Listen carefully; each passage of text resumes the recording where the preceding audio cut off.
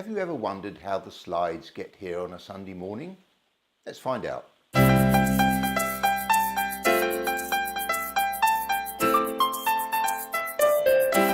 Colin Cara, the slides on a Sunday morning, I imagine a lot of people just turn up and assume that they're there. I mean, but that can't be that surely. I mean, how do you start the process?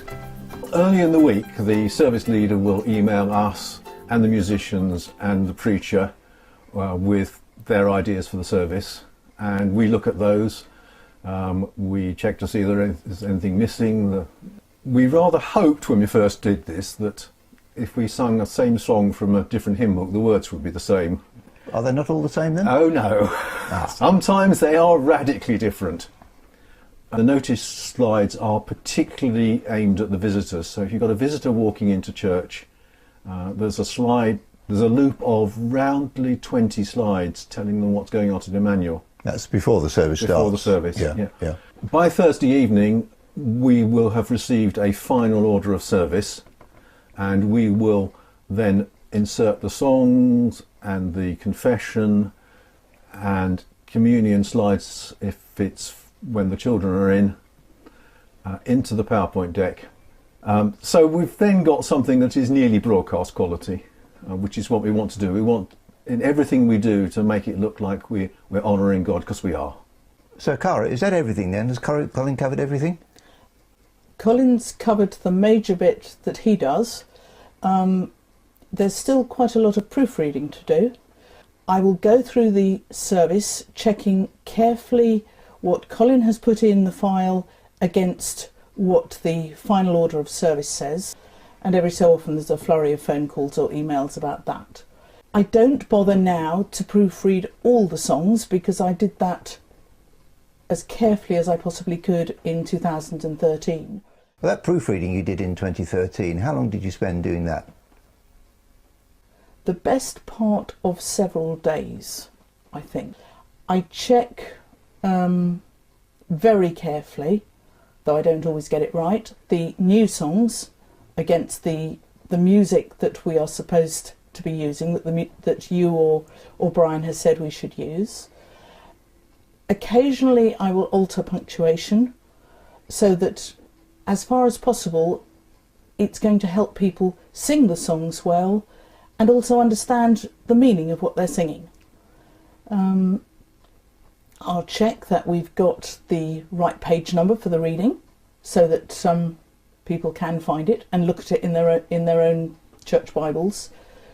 A lot of churches put the readings up on the screen. We don't, because we want people to get used to finding the reading in the Bible.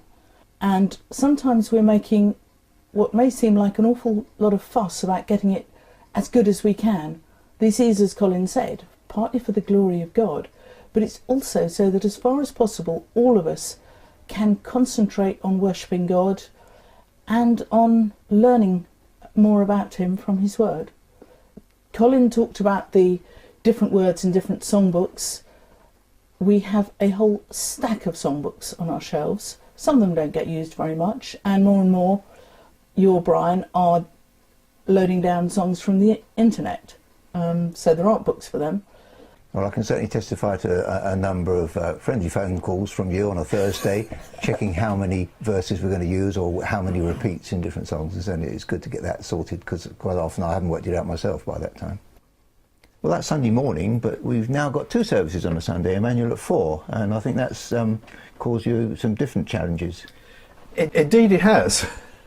The big difference is that Emmanuel at 4 takes the songs, they're played from an iPod. This is primarily because you don't have live musicians at the moment in the afternoon. That's correct, yes.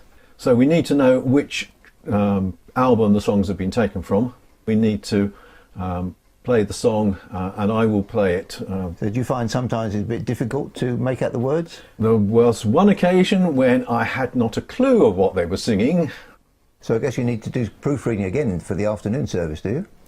The proofreading for the afternoon service is very different from the proofreading for the morning service, because for the morning service we're comparing the slides with a music book. For the afternoon we need to listen to the song and check the slides against that. So you've described an awful lot of what you do. I mean, on an average week, on a good week, how long would you say you spend? We think probably about 2 hours. But if there's something new... If it's new, it'll be more. There have been some services that were exceptionally complex, and occasionally we've probably gone to 6 hours work. Well, thank you both very much indeed. And on behalf of everyone at Emmanuel, can I thank you both for all the hard work you put in and all the hours of work that go into preparing the slides each Sunday. Thank you both very much.